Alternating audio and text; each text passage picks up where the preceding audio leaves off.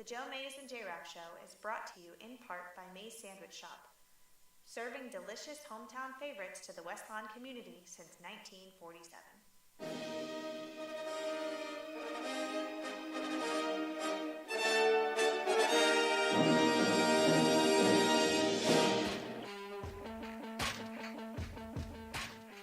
You are listening to the Joe Mays and J-Raff Show, bringing you the latest news and commentary on baseball. The 0-2 pitch, swing and a miss, struck him out! The Philadelphia Phillies are 2008 World Champions of Baseball! Hockey. Ladies and gentlemen, the Flyers are going to win the Stanley Cup! The Flyers win the Stanley Cup! College football. But now Blackledge is going to put it up on first down. He's going for the bundle. Garrity! Touchdown! And the NFL. The Denver Broncos are world champions. They have just won Super Bowl 50. Now, here are your hosts, Joe Mays and Justin Raffoff.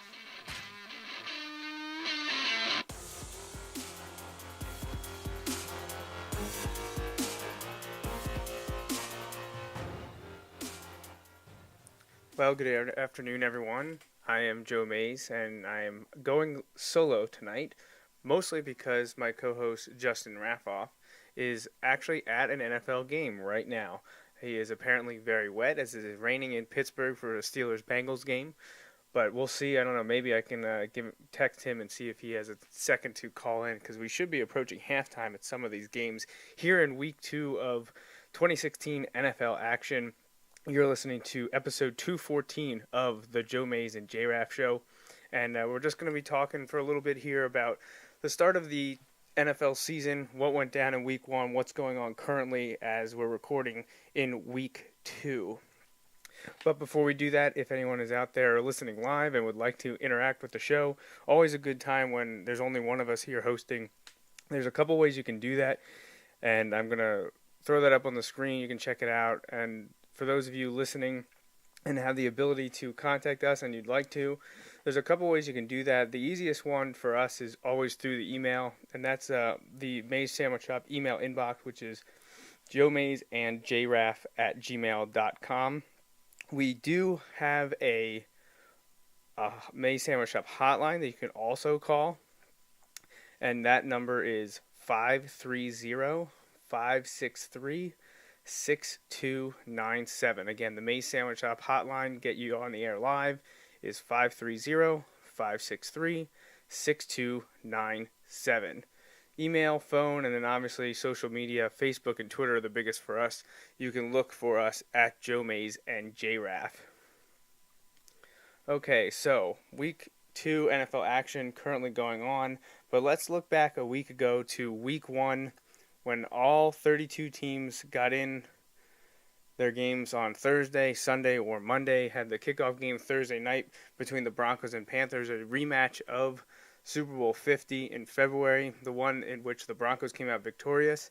And the same thing happened in the kickoff game for the 2016 season, as Denver was able to secure a 1-point victory over the Carolina Panthers, 21-20. Trevor Siemian was able to orchestrate 2 late touchdown drives to pull the Broncos ahead of the Panthers, and they held on. This one was a little bit surprising to me, I'm going to be honest, because I really didn't expect much from Denver this year. I know they have a great defense, ranks up there as one of the all-time greats last season. Wasn't sure they'd be able to duplicate that success this year, but more importantly, it's hard to argue that against the most important position in professional football, being quarterback, and losing Peyton Manning, who, honestly wasn't himself, the historical picture that we have of Peyton Manning. He wasn't him that last year, and he's gone. So is Brock Osweiler, who stepped in for Manning. So you're expecting them to take a step back. Mark Sanchez was there over the offseason and the preseason, but he's gone now, so they're left with Trevor Siemian. And I just wasn't sure that he was going to be able to do anything with Denver. I wasn't high on any of the Broncos' offensive weapons, and Demaryius Thomas, Emmanuel Sanders, and whoever they end up throwing in at running back. C.J. Anderson, I wasn't high on him. Well, he had a great game for the Broncos on last Thursday night in Week 1. So that was a little bit of surprising. I expected Carolina to be strong this year. 1 point loss on the road on opening night, not a huge deal, but I didn't expect Denver to be that strong. So that was a little bit, little interesting for me. I know a couple of the coaches, primarily Ron Rivera of the Panthers, were not happy about opening the season on Thursday night on the road. Some other action from Week 1 in the NFL last week. The Packers beat the Jaguars 27-23. I was high on both Green Bay and Jacksonville this season, so not surprised that Green Bay came out on top on that one. But the NFL or sources got hold of a report that there were 16 missed calls in the Packers-Jaguars game, including a few that severely hampered the Jaguars' efforts last Sunday in Jacksonville. You don't want to use that as an excuse, but as we saw, if any of you follow me and Wilson Football on Friday night, sometimes early bad calls or no calls or decisions by the officiating crew can alter the path of the game, and that could have been what happened in Jacksonville last Sunday. But if the Jaguars want to make anything out of it, they have to win today in San Diego. The Packers, meanwhile, have the Vikings tonight, I believe, on Sunday Night Football. But the Packers want to know, one of the NFC favorites. Jaguars expected to contend maybe for a wild card, be better this year. But Packers moving the right direction last week, winning 27-23 over the Jaguars. I mentioned the Chargers. That's who the Jaguars have this week. Well, they basically came out as their old selves at halftime last week. They were up 21-3 on the Chiefs, only to fall in overtime 33-27. The Chiefs, playoff team last year, they destroyed Houston in the opening round and then lost to New England. But San Diego, not very good last season, looked strong in the first half and then collapsed in the second half. Tough to see or tough to know what we're to expect out of San Diego. They got Jacksonville today. The Chiefs, meanwhile, are going to try to duplicate their success in the AFC wildcard round last year by going to Houston today. It would be great for the Chiefs to jump to a 2-0 record, as well as already handing the Chargers a loss, and Houston, a team that they could be chasing for a wild card spot. It'd be really big for the Chiefs to move to 2-0 today, and they are playing Houston right now, and we'll get to that game in a little bit. One of the better games of Week 1, and there were plenty because there were a couple 1-2 point games, a couple that were decided by a touchdown or less, and also overtime. But Raiders Saints, an interesting one. Oakland, again, another team from the AFC West, expected to be better this year. Went to New Orleans, probably a team from the NFC South, not really expected by many to do that much. Oakland was able to go to New Orleans and score 22 fourth-quarter points to eke out the 1-point victory over New Orleans, 35-34. And the only reason they got the 1-point victory is because Jack Del Rio decided he was going for 2 and going to either win or lose, which is funny because just 2 nights prior, at also a Wilson game against Springford at home at Gursky, the visiting team, the Springford Rams, decided to go for 2 in double overtime against the Bulldogs, and Wilson's defense stopped them. Not the case in the NFL game, as the Raiders got the 2-point conversion and held on to beat the Saints 35-34. The Bengals and Jets, another 1-point game. Whereas Cincinnati was actually losing, they kicked the field goal in the fourth quarter near the end of the game to win it, 23-22. Cincinnati expected to be one of the best, if not the best team in the NFC North this year, whereas the Jets, probably middle of the pack, not really expected, or anyone though, to challenge the Patriots in the AFC East. It would have been nice for them to start out 1-0 with having a short week to play the Bills on Thursday. Not to be, as they just couldn't get it done late in the game, falling to the Bengals 23-22. Local team had a little bit of a softball toss to them in the first week, especially with rookie Carson Wentz getting the call after Sam Bradford was traded. But he shined well. He had a few touchdowns during the game to Jordan Matthews, and they beat the hapless Browns 29-10, also getting a safety. The Eagles have a slightly tougher test against Chicago on Monday night this week. But if any way to build confidence for a young quarterback, it's to get a couple wins under his belt, and the Eagles have that chance. Cleveland, meanwhile, they looked like the same old Browns. They haven't been good in close to a decade, and even then, that was just kind of a one-year wonder. They really haven't been a strong squad since re-entering the league. Was that was that the late 90s? Now I'm getting all my NFL history confused, but Cleveland their city's a little bit on a championship hangover anyways because they're celebrating that Cavaliers victory from a few months ago. So, the Browns have some times to continue to be the Browns before people get too angry. Although we've seen in the NFL, 2 weeks sometimes is all you get because teams that drop to 0-2, those coaches and front offices and players are going to be really feeling their seat warm. The Browns are actually currently beating the Ravens, and at one point they were up 20-2. So we'll keep an eye on that when we move to this week's action.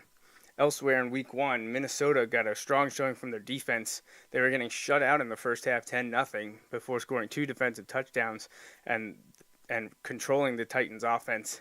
Tennessee managed 16 points. The Vikings got 25. We all know that they lost Teddy Bridgewater before the season began, and last week they started backup quarterback and are now going to hand the reins to Sam Bradford in Week 2. Bears, Texans, pretty much what we thought they were. Bears got on the board twice in the first half, scoring 14 points, but then shut out in the second half, while the Texans managed to score 10 in quarter 2 and 4, and they emerged victorious 23-14. I mentioned Chicago hosts Philly on Monday night this week, and Houston is currently playing the Chiefs. A real defensive struggle in Baltimore last week where the Bills traveled to the Ravens, where the Ravens came out on top 13-7. Not a lot to say about that. AFC East, again, is the Patriots' division to lose. Bills not expected to really challenge there. Ravens probably better this year, expected to be at least. They started out on the right foot, beating the Bills, which they needed to win at home. But now, as I mentioned, they're struggling a bit against the Browns today. Buccaneers-Falcons, a bit of a shootout. 31-24, Bucs on top. We expected Tampa Bay to be taking another step. A few years ago they won only 2 games. Last year they won 4 or 5. And thinking that they'll be inching close to 500 this year. And they started that right with a rivalry win over the Falcons in Atlanta. That's always a big one too. If you can win the games in Atlanta and your squads are about even, you got to feel good about facing them again later at your place. Miami, who I hoped would be close to 500 this year, had to travel to Seattle the first week. Not exactly an easy place to play either. But, they looked strong until the very end. They gave up 6 fourth-quarter points, which is actually one less than what they scored. But unfortunately for them, the final score that Seattle managed to get, even though Miami blocked the extra point, was all that Seattle needed, as the Seahawks were able to hold on and beat the Dolphins 12-10. The Dolphins injured Russell Wilson in that game, and there was some thought that he would not be playing this week, but that is not the case. Supposedly, Russell Wilson's high ankle sprain is okay, and he will get the ball today as the Seahawks travel to St. Louis in the evening time slot. In the NFC East, the Giants went to Dallas, and another one-point game were able to hold on and beat the Cowboys because of some knucklehead moves of even, a couple-year veteran wide receiver couldn't get out of bounds to set up a Dan Bailey field goal, which, judging by the spot and what he had done earlier and how accurate and good Dan Bailey's been over the last few years, the Cowboys probably should have won this game. Obviously there's going to be mistakes that both teams needed to correct, and it's hard to predict the future. But, Dallas, with Dak Prescott and Ezekiel Elliott, 2 rookies getting a start there for a young Cowboys skill possession set, well, 20-19, dropping to the Giants. You hate to lose an NFC East game. You hate to lose Week 1. But Dallas has a chance for, avenge that loss by facing another NFC East opponent today against the Redskins. And last I checked, they were winning that game as halftime approaches. Now, how about a defensive struggle in the other term, as in the defenses were struggling? Lions, Colts, 39-35 Detroit. This was an interesting one because the Lions were up 21-10 at halftime. And then all of a sudden the Colts came flying back and they went up late in the contest. And then next thing you know, Detroit drives down the field and gets the game-winning touchdown. And Indianapolis feeling a little shocked because, well, first they started off so poorly, getting down early and throughout the first half. Then they came storming back, and then the defense couldn't hold. Andrew Luck looked good in his return, but the defense just couldn't hold it for them. That's not a great sign for them. Indianapolis is at Denver this week, while Detroit is hosting Tennessee right now. New England, no Tom Brady, no problem. They went to Arizona on Sunday night and got a 2-point victory, 23-21, as the Cardinals, Catanzaro, missed a 45-plus yard field goal near the end of the fourth quarter. So New England, 4 games without Brady. They get a win on the road. I believe the next 2 are at home for New England, including today. Actually, I think next 3 are at home for New England, including today against the Dolphins, who they were already obliterating. Wonderful. Pittsburgh, Washington, the first Monday night game of Week 1, and the Steelers dropped 38 on the Skins as Josh Norman couldn't stop anyone, let alone even attempting to cover Antonio Brown. Both Antonio Brown and D'Angelo Williams had huge nights as the Steelers, well, they're who we thought they were, and the Redskins, well, ditto. The final game of the week was Rams at 49ers, 2 teams not expected to challenge the Cardinals and the Seahawks in the NFC West. Well, maybe one of them will. We'll see. But the 49ers shut out the Rams and scored 4 touchdowns of their own. They're up 14-0 at half. They added 14 more in the fourth quarter. 28-0. Chip Kelly has Blaine Gabbert and the guys clicking, at least against the Rams, who are supposed to have a good defense. But obviously that offense, Jared Goff didn't even get dressed for that game. He was the emergency third quarterback. This week he's been promoted to second string. So we'll see if the Rams can do anything against the Seahawks today, whereas the 49ers had to travel to Carolina. So that was all the Week 1 action. I don't know if there were too many surprises. You know, like I mentioned, maybe the Panthers falling to the Broncos on Thursday night, a bit of a surprise. Chargers, jumping out to a lead on the Chiefs, but then they blew it. Not too surprising there. I thought maybe the Dolphins hanging with the Seahawks was a bit of a surprise. They still lost, but obviously Miami looks to be the team that we thought they were going to be, and not a very good one as they're getting destroyed by the Patriots at the moment. Maybe Lions over the Colts might be the most surprising. Didn't expect much from Detroit this year. Expected more from Indianapolis. The offense came through, but defense could not. So we'll keep an eye on Detroit and Indianapolis over the next few weeks, see which direction, if the Lions can stay good, if the Colts can rebound at all. Of course, Rams 49ers, like I just got done talking about, Rams getting shut out to a 49ers squad that just has not been good these last few years. A little bit surprising. Supposedly Jeff Fisher might have already signed the contract extension, and that's probably good for him because another performance like that, and maybe anywhere else, he'd be out of a job. But a new move to L.A., a rookie quarterback in the waiting, they might give him this year, even if it ends up being a really putrid one. All right, let's move on to Week 2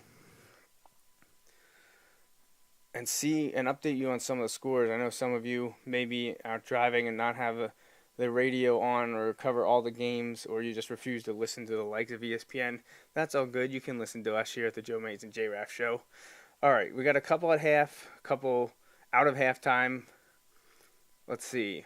Well, the one that we mentioned a couple times, NFC East rivals, Cowboys-Redskins, actually have already kicked off in the third quarter just a few seconds ago. Dallas started up 10-0 in the first quarter. Redskins charged back, but Cowboys went into the locker room up 13-10. Again, the second half just began in Washington. Elsewhere, third quarter action, Cincinnati-Pittsburgh, where co-host J-Raff is right now. Steelers lead that one 10-6. Not a lot of offensive power going on right now. Steelers dropped 38 last week. Bengals were in the low 20s, but right now just 10-6 favor Pittsburgh in the Steel City.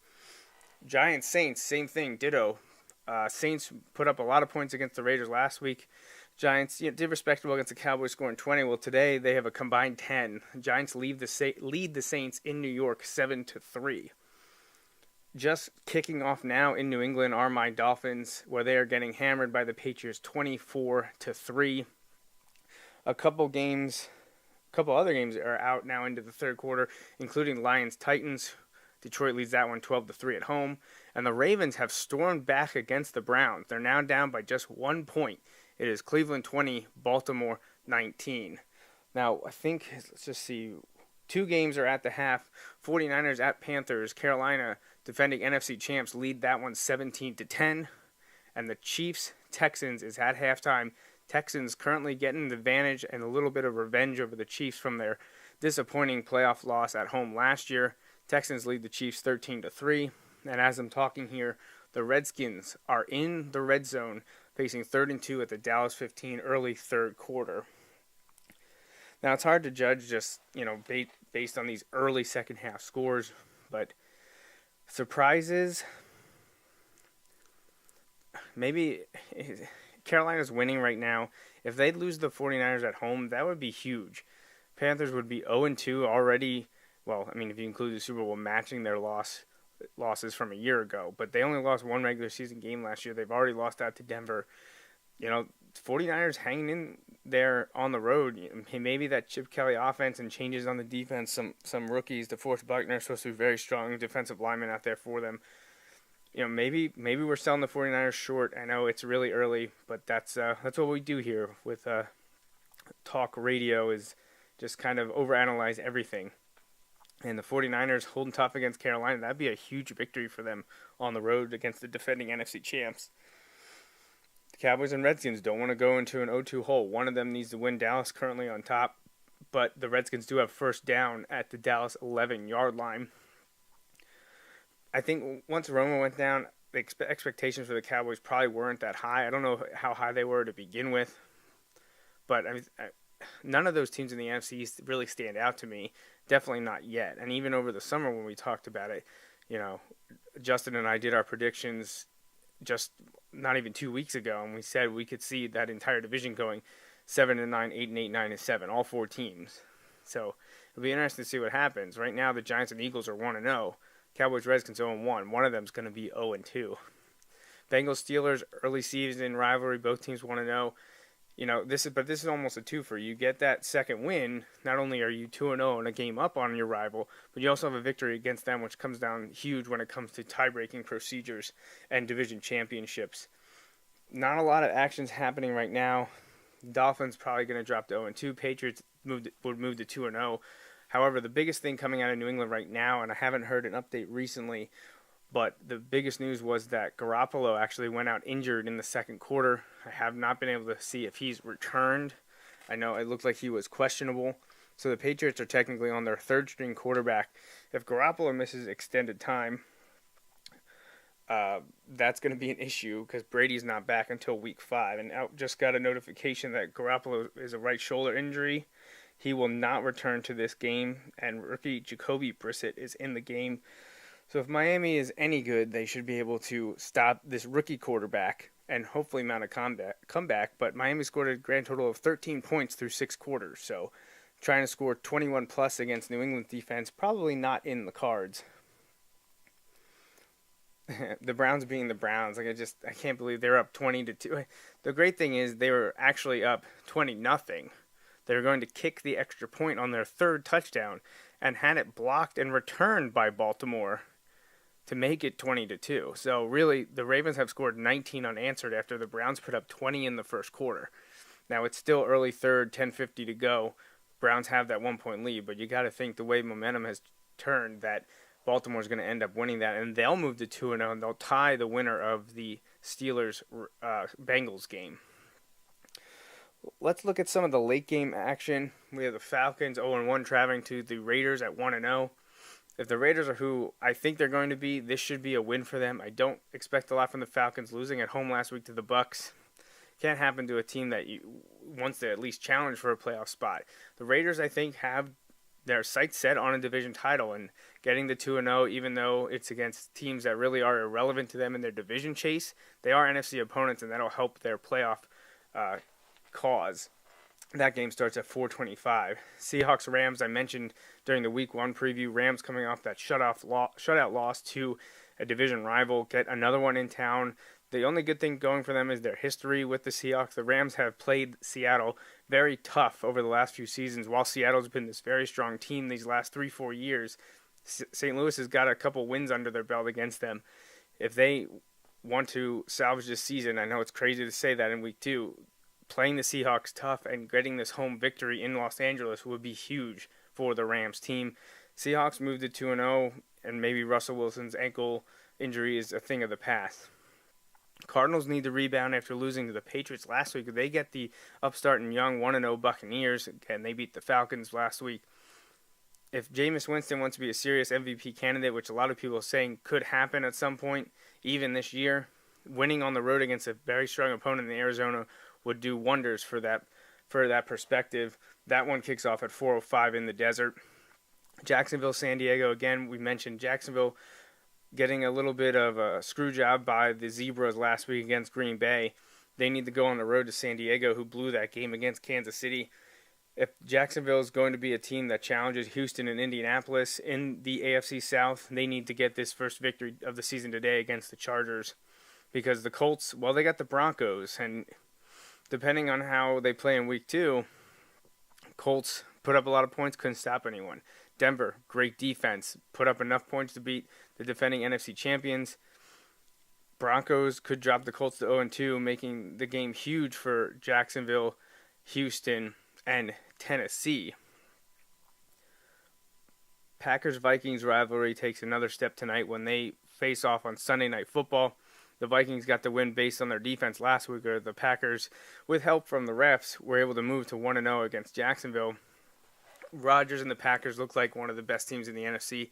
I think Packers-Seahawks right now, I'd still lean towards that. Packers looked like it in Week 1, whereas Seahawks looked they struggled a little bit against the Dolphins. But it's early. We'll see what happens. Packers-Vikings tonight on NBC. And then Monday, we have Eagles-Bears. Bears couldn't get it done last week. Eagles able to overcome the Browns, get that 19-point victory. Carson Wentz's second start is in Chicago. That'd be an interesting one. While the Bears not expected to be a great team, and they couldn't do anything last week, if the Eagles move to 2-0, it makes the season very, very interesting. You got to win the games that are toss-ups. And I would say, the Browns probably should have been a W. They got it done. You got to win the winnable games and a few toss-ups. The game against the Bears is a pure toss-up. Entering the season, even right after Week 1, it's a toss-up. You win this game and move to 2-0, that's huge because we know once you get into NFC East play, all bets are off. So Eagles need this victory tomorrow night against the Bears. And the one that I forgot to mention from this week that already finished was the Thursday night game. AFC East rivals, Jets went to Buffalo and came away with the victory 37-31, and it actually got a Bills coach fired. Offensive coordinator Greg Roman lost his job apparently right after they took the team photo for this season. So that's interesting, especially because, Buffalo only scored 10 points last week. They scored 31 against a strong Jets defense this week, gave up 37, and yet the defensive coordinator doesn't lose his job. Wonder why that is. Well, maybe because the defensive coordinator is Rob Ryan, Rex Ryan's not only brother, but twin brother.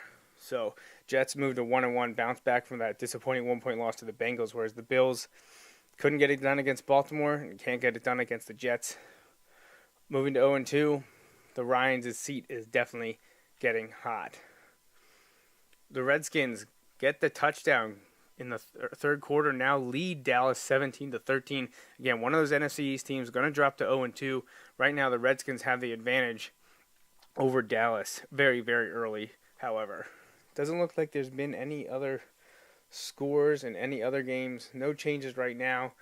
So, again, really early. Not a lot to say about the NFL after Week 2. It usually takes a good 4 or 5 weeks when buys start to kind of decide who's in this year. Who are the teams that you expect to see playing in January, and who are teams that should already be looking forward to the draft that'll be in Philadelphia in April. Unfortunately, one of the only statement games today is against my team, whereas Miami continues to lose by 21.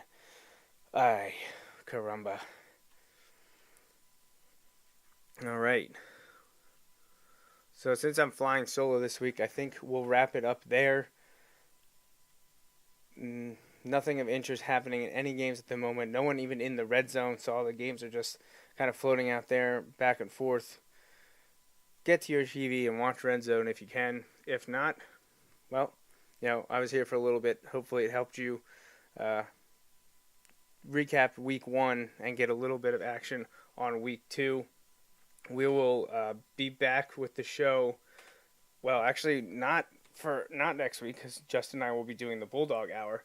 But we will be back in 2 weeks when we'll be recapping NFL Week 4. And by then, we're going to start to get an idea of who the teams really are. Are they going to be challenging for a division title, making moves for the playoffs, or are they going to be looking forward to the off season?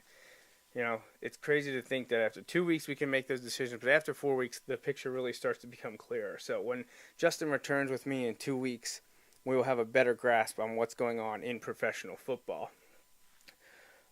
Remember to like us on Facebook and follow us on Twitter, and always head to jmnjrradio.com for all the information on every show that we do, including the Bulldog Hour and Tangents with Friends. We're due to do another non-sports show here in the coming months, so hopefully we can do that with Brent, Brian, Greg, or whoever wants to join us for any geek talk. But for now, this was the episode 214 of the Joe Mays and J-Raff Show. We'll be back in 2 weeks. Enjoy the professional football action. Thanks for listening to the Joe Mays and J-Raff Show. Tune in every Sunday for the latest sports discussions from Joe and Justin. Each episode is available live on Ustream or Mixler and can be downloaded or streamed on iTunes and SoundCloud. You can interact with Joe and Justin on Facebook and Twitter, and stay up to date with the guys at joemaysandjraff.com. The Joe Mays and J-Raff Show is part of the JMNJR Radio Network. For more info, visit jmnjrradio.com.